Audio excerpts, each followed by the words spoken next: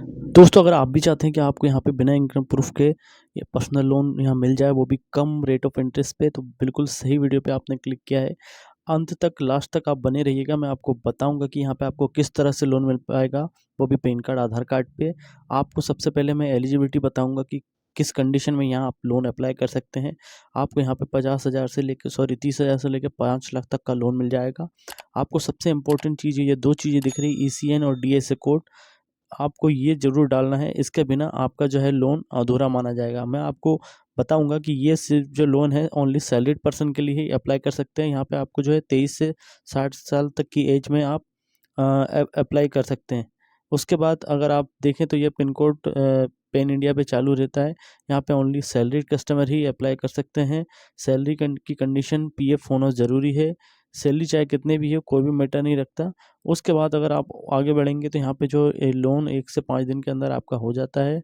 अगर आप जो रेंटेड हैं तो आपकी जो है FI यहाँ पे 100% होना चाहिए। ठीक है, रेंटेड की कंडीशन में भी आपके पास ड्राइविंग लाइसेंस, वोटर ID या फिर आधार कार्ड पे एड्रेस होना ज़रूरी है। लैपटॉप, मोबाइल या कोई सी भी डिवाइस से आप लॉगिन कर सकते हो, ज़रूरी नहीं कस्टमर की डिवाइस से करो। आप कस्टमर है तो खुद अप्लाई कर सकते हैं, और अगर आप एजेंट है, कनेक्टर है, DSA है, तो आपको इसका लिंक भी मिल जाएगा और उस पे आपको जो है इस पे पे आउट भी मिलेगा। और इंस्टेंट चाहिए तो इंस्टेंट पे आउट भी मिल जाएगा। यहाँ पे 50,000 से 5 लाख तक का लोन मिलेगा। किसी किसी का 30,000 भी आता है दोस्तों।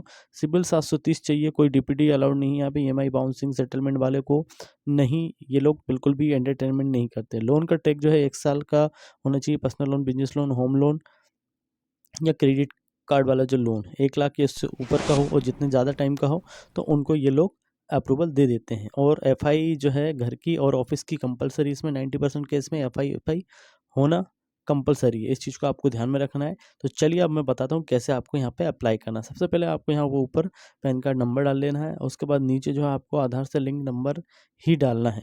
उसके बिना यहाँ पे काम नहीं हो पाएगा। नंबर डालने के बाद नीचे 2 जो ऑप्शन, उनको टिक करके आगे बढ़ेंगे।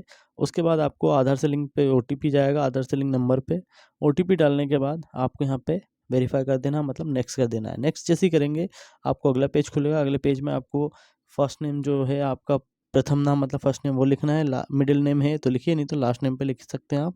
पैन कार्ड में जो नंबर है, पैन कार्ड नंबर, उसको डालना है। नेशनलिटी इंडियन सिलेक्ट करना है। सैलरीड सिलेक्ट करना है। उसके बाद डेट ऑफ बर्थ आपको डालनी है।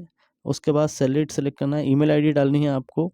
और करेंट का पिन कोड जहाँ रह रहे हैं आप। सैलरी आप 50 से ऊपर डालिएगा, जो भी आपकी आ रही है उससे ज़्यादा ही डालिएगा। ठीक है, ज़रूरी नहीं कि कम सैलरी है तो कम ही डालें, 50 से ऊपर ही डालेंगे तो ज़्यादा है। और सबसे इंपॉर्टेंट चीज़ यहाँ पे ये देखिए, आर यू असिस्ट वाई लिखा है, तो यहाँ पे आपको नो की जगह यस करना है। जी हाँ, नो करेंगे तो ये आपको इसका पे आउट नहीं मिलेगा, ना मुझे ये केस दिखेगा।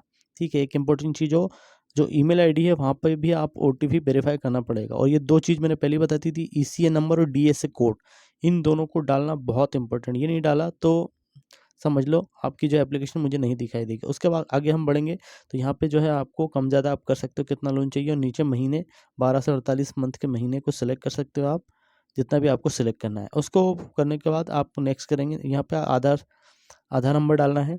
आधार पे OTP जाएगा जो रजिस्टर्ड नंबर है उस पे, और उसको ओके कर देना। यहाँ पे आपको is this your current address, तो यहाँ पे आपको येस करना है। जो आधार वाला एड्रेस है यहाँ पे दिखाई देगा, नो मत करिएगा, येस करना है आपको। उसके बाद यहाँ पे आप जिस तरह से रह रहे हैं, गेस्ट के रूप में रह रहे हैं, रेंटेड रह रहे हैं, खुद का घर है, लोन के द्वारा घर लिया है, कंपनी के द्वारा है, तो उसको आपको सिलेक्ट कर देना। नीचे ये लिविंग हेयर सिंस, मतलब कब से कब तक रह रहे हैं आप, साल और महीने वो भी सिलेक्ट करिएगा। ठीक है, उसके बाद इसको नेक्स्ट कर देना है। नेक्स्ट करने के बाद हमारे सामने नेक्स्ट पेज खुलेगा। नेक्स्ट पेज में आपको ये दिखाई देगा कि जिनका मैं अप्लाई कर रहा हूँ वो स्टेट और सेंट्रल गवर्नमेंट के हैं कस्टमर, तो उनका मैं ये सिलेक्ट कर दिया। देखिए, कंपनी का नाम जो है गवर्नमेंट वाली कंडीशन में नहीं आता, तो ये सिलेक्ट कर सकते हैं। उसके बाद इंडस्ट्री टाइप कौन सी, एजुकेशन है, फाइनेंस है, कौन सा डिपार्टमेंट है, वो सिलेक्ट कर सकते हो। उसके बाद ऑफिस का एड्रेस के बाद आपको वहाँ का पिन कोड, उस डेजिग्नेशन क्या है, मतलब पद क्या है कस्टमर का।